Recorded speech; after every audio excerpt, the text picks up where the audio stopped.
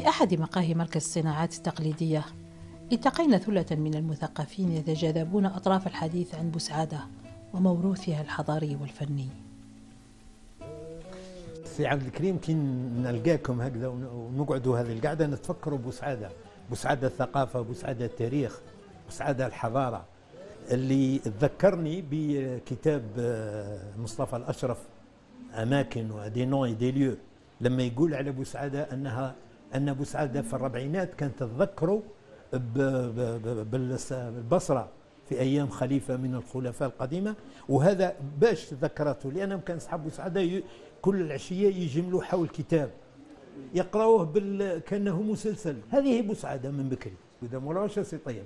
اسماء يعني التي طبعت مدينه بوسعاده في الفن وفي الادب، سواء كانوا من الأوروبيين أو الفرنسيين أو من العرب الذين أقاموا هنا في مرحلة ما بعد الاستقلال، حيث كان هناك مجموعة من المصريين والأردنيين الذين أثروا الحياة الثقافية والأدبية والفنية. وإن كانت بوسعادة تمثل يعني إحدى الحواضر التي كانت تجتذب يعني المستشرقين، وكثير من المستشرقين يعني اعتنقوا واقتنعوا بالإسلام، واقتنعوا كذلك بفكرة العروبة والشرق، وسحروا بهذا الأمر كما كانوا يسحرون بمدن كبرى مثل القاهرة والبصرة وغيرها.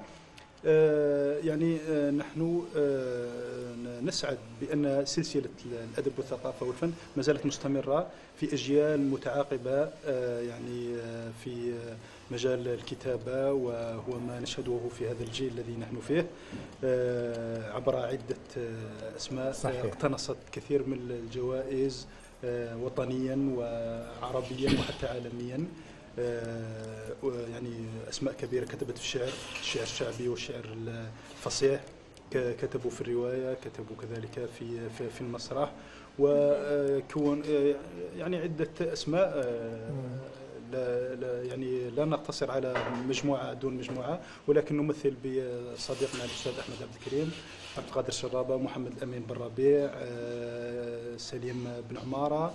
هؤلاء الشباب كتبوا في الأدب ونالوا جوائز كبرى وحققوا يعني أسماءهم وثبتوها في مجال الأدب. وهذه الأنوار المتعددة من العلم والثقافة سببها هو الموقع الاستراتيجي بوسعادة، لأنها الواحة الأقرب للعاصمة، الأقرب للبحر الأبيض المتوسط، كون هواء الواحة يعني بثقافتها العربية الإسلامية القديمة والرمل والمناظر الطبيعية وكذا، وهي الأقرب. فكل العلماء والله الباحثين سواء كان في أيام الاستعمار من أوروبيين أو بعد الاستقلال من مصريين ومن عرب اللي جاوا هنا لبوسعادة، اللي جاوا الجزائر، بوسعادة هي الأقرب. سي عبد الكريم هكذا، وهناك الكثير. يمكن أن نعود إلى شهادة المفكر الكبير مصطفى الأشرف في كتابه أعلام ومعالم، حينما يؤكد بأن بوسعادة كانت من أكبر الحواضر في الجزائر، يقارنها بمدينة قسنطينة وتلمسان وغيرها من المدن التي كانت درجة التحضر فيها كبيرة.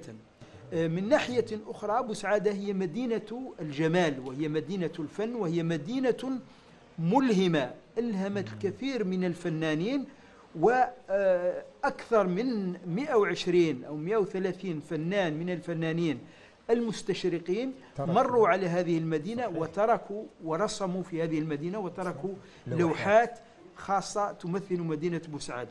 وأيضا هي مدينة مرتبطة حتى بالسياحة الدينية، ولا أدل على ذلك من زاوية الهامل التي تعتبر معقل الطريقة الرحمانية، وهذه الزاوية كان لها إسهامها في الحفاظ على اللغة العربية والهوية الجزائرية، هوية الأمة الجزائرية، كما أنها كانت أيضا مركزا من مراكز الثورة التحريرية، وشهدت الكثير من أحداث الثورة التحريرية التي كانت سبب في تحرر الجزائر. صحيح، مدينة بوسعادة معقل للعلم والثقافة والزوايا. على ذكر الزوايا، كانت زوايا للطريقة الشاذلية كانت داخل مدينة بوسعادة، دار بن حامد كانت الطريقة الشاذلية، كانت الطريقة القادرية، كانت مجموعة من الزوايا. هذه الزوايا كلها لعبت دور في الحفاظ على اللغة العربية، الحفاظ على حفظ كتاب الله والقرآن. هذه الزوايا الطريقة السنوسية اللي كانت ثاني في العليل.